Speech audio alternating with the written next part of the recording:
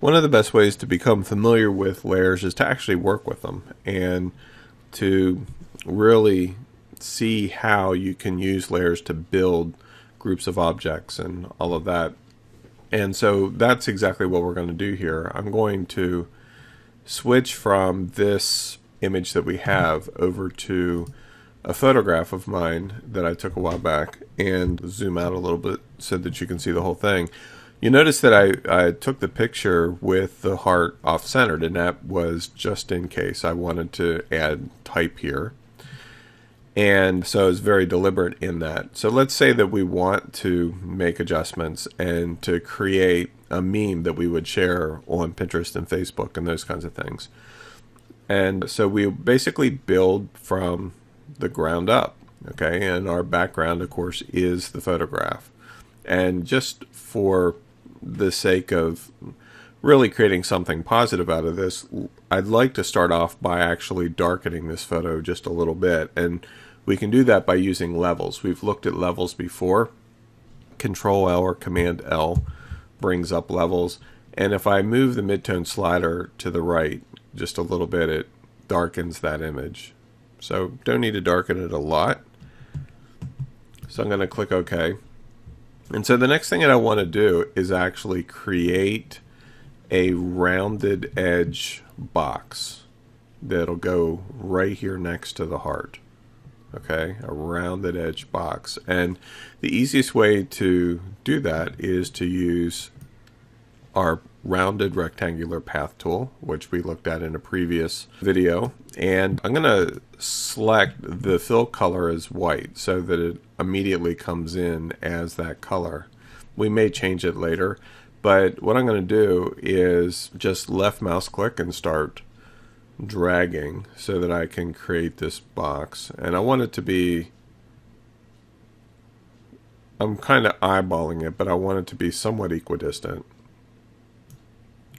Now, I'm not really happy with the amount of curve on the edges, and so, we can edit that just by clicking and dragging. Remember, we did that earlier when we were looking at the paths. And so, let's take it up to maybe 150 pixels. This is a big image, so we have plenty of pixels to work with. And I think that that'll work. That's acceptable. So I'm going to turn off the properties palette there. Now that we have this paths layer, you notice that it automatically created a layer. I can do a number of things. I can change the opacity with it being solid white and reduce it down to say 50%. And so it kind of ghosts into the background. You can see a little bit of the background through, which is kind of nice. And so it's not like the type wouldn't stand out against the color, because it certainly would. But by creating a rounded edge box, it just kind of draws attention to the type a little bit more, which we're going to add in just a moment.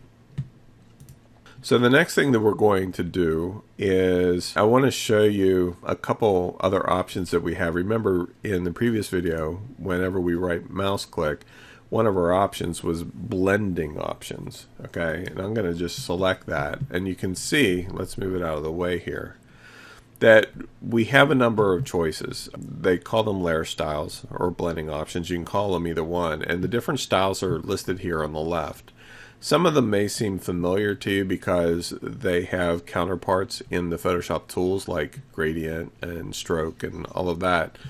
But these are specifically applied to layers, and you have a lot of control over how they interact with objects on those layers. So for instance, let's say that I wanted to add a drop shadow just to accentuate this rounded box. I can very easily click drop shadow, turn it on, and whenever I click on that layer, you'll notice that the center section changes to controls just for the drop shadow. So I can control the size of it. I can control how far it is away from the box itself. I can control the opacity. Right now it's by default set at 75%. I can increase that. I can also change the angle. So right now the default is 30, so you notice that the shadow is kind of down and to the left. I can change this to say 90% if I want it to be straight down. Okay. I can also cause it to be anti-aliased, which means that it just smooths out a lot better when it's interacting with different colors. I could even control contours of how it appears. You notice that by selecting just the straight angle, it appears like a normal drop shadow. If I apply one of the other choices, it adds another level of dimensionality to it, which I almost never use those, but I just wanted to highlight those for you. And you can also control the color of the drop shadow simply by clicking on the color box, maybe sample a darker green from the image itself. You notice the eyedropper tool down here. Click OK, and so now the drop shadow has a slight green cast to it. And the blend mode here, you can experiment with. Each one of these is going to give you a different result. Multiply takes the color and adds it to whatever it's underneath, okay, as opposed to screen, where it actually doesn't show up at all because it's subtractive. If you say go with hard light, it multiplies it into the background, and you can't really see it so much with the drop shadow, but I'll show you some other examples here in a little while. Hard light multiplies very similarly the way multiply does, but it also enhances the saturation, and multiply in and of itself does not do that. So normally for drop shadow, you're going to want to stay with the default and just choose multiply. Another thing that we could do with this, of course, we have drop shadow, but we could also add an outer glow instead of drop shadow, which basically works very similar to drop shadow, but it evenly adds whatever shadow or light glow that you want to add. It adds it evenly around the entire object. You can also add overlays, gradient overlays to your object, just like what we saw in the past with gradients. You have the same level of control, just like you did before, so I'm not going to spend a lot of time going in these. You can control the angle, whether it's linear, radial angle, reflected, or diamond, just like the regular gradient options. You have all of those same options here, just applied to whatever's on this specific layer. If you want to shift the color from the white that we're currently using, I can choose color overlay and then click and select any color that I choose, like the yellow for instance. And you notice it has changed it. As soon as I uncheck it, it goes back to the default white. Satin just gives an interesting look to the object, kind of a dimensionality to it. So it just gives it a little bit of a three-dimensional kind of feel to it. Okay. Inner glow works the same as outer glow, except that the ghosting is on the inside instead of the outside. Like for instance, if we went with say 100% white and we left it on screen, and in this case we would choose choke to make it bigger. Actually, you're not really going to see it much because of it already being white. So let's take it a different direction. Let's go with green and change the blend mode from screen to multiply. Now you can see where it's actually going into the inside. So you can get some pretty interesting effects just by using the different glows in different ways. Okay, and you also have softer or precise. That just controls how it's interacting with the pixels around it. And of course, you also have control over opacity. Inner shadow is the exact same thing as drop shadow, except that it's inside. And one of the cool features about inner shadow is that it can make your object look like it's sunk down into the previous layer. Like if I increase the size of this just a little bit and change up the distance a little bit, you can see where it actually looks like it's going down into the paper. Okay, so it's a very cool effect. Stroke, of course, just puts an outline around whatever object is on the layer. And bevel and emboss gives a 3D effect, so I can control the depth of it. We can soften that up a little bit. We go chisel hard, which makes it much sharper looking. We can control shading and all that kind of stuff. So a lot of different options to experiment with. The ones that you'll likely use the most are drop shadow, outer glow, inner shadow, stroke, and in some cases color overlay or gradient overlay as well. So for now, I'm just going to click OK to apply the drop shadow.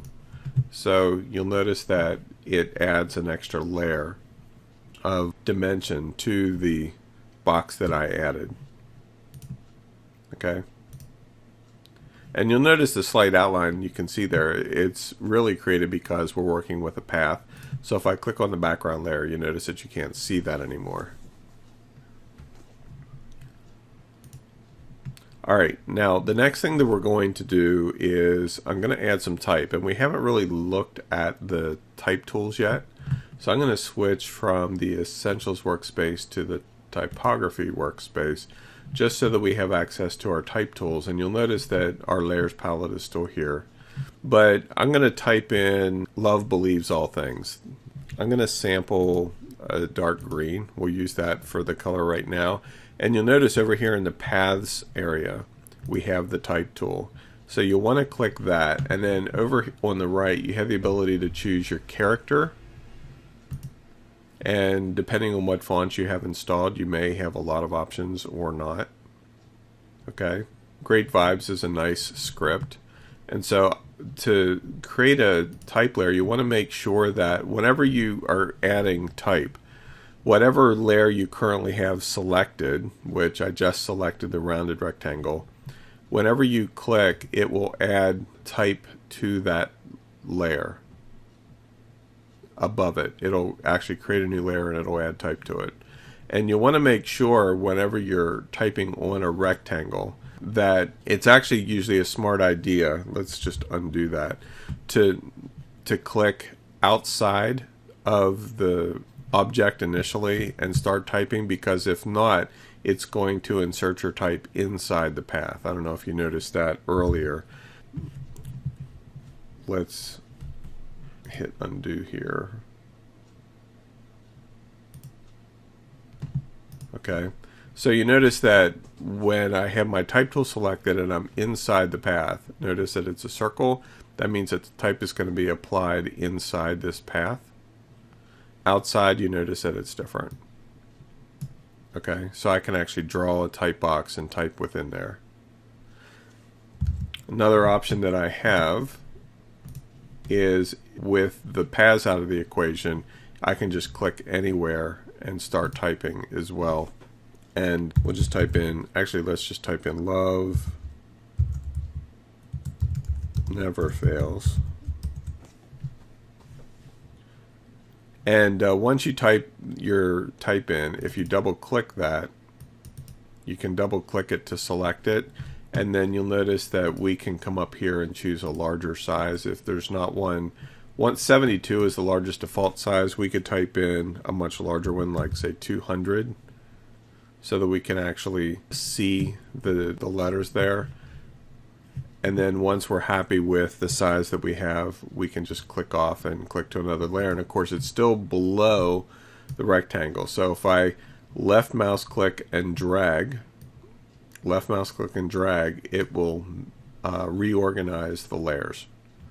And then I can choose the move tool to move my type into place. Now let's say that we wanted to actually make the type even larger and just have like love on one line, never, and then fails. Okay, so here's what we're going to do to achieve that.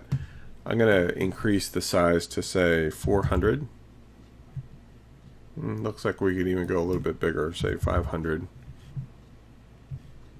And then I'm going to put never on another line, and then the same with fails. I'm going to put that on another line, and you notice that it's all bunched together. And there's a specific reason for that, and I'll show you why. If I double click these so that I have all of the types selected, you'll notice that where we have the 500, that's the size of the font. But over here on the right, this is the distance between the lines, okay?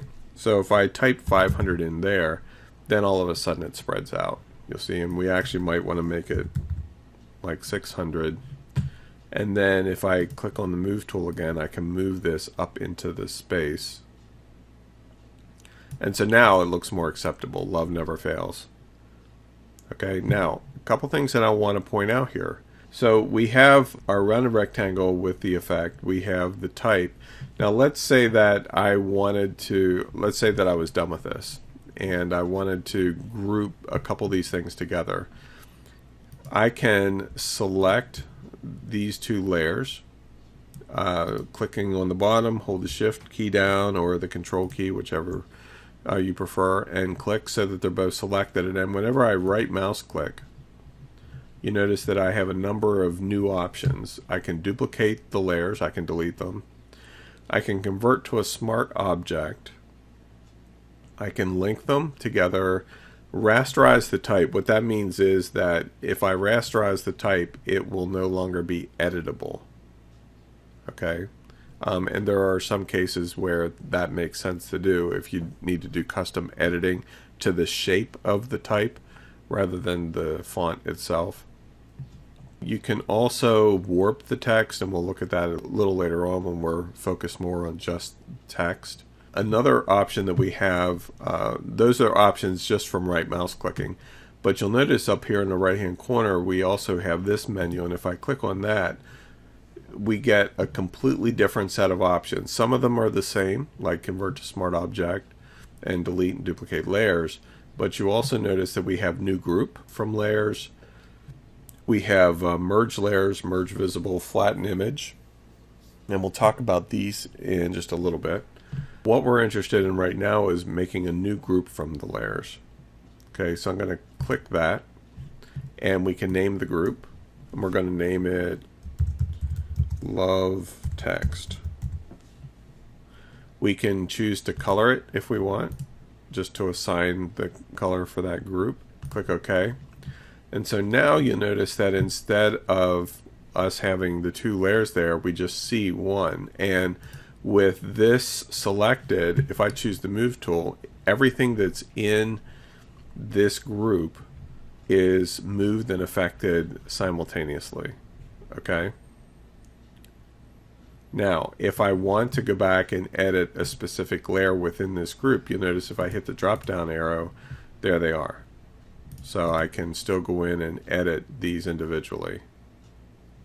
So you want to keep that in mind. The other option that I want to point out is that working with groups like this is another great way of making your workspace very easy to manage, just by having multiple groups. Especially, here's a great for instance, if you're designing book covers and you're doing a lot of work for the front cover, then the spine, and the back cover, you can create groups of all the elements just for the front cover, all the elements just for the spine, all the elements just for the back cover. It's what I do all the time, and that way it makes it a lot easier to manage, because then you can also turn off the groups.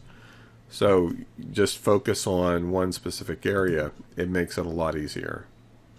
Okay, so that's all we're going to cover in this video. In the next video we're going to get into even more features that we have available to us in working with layers.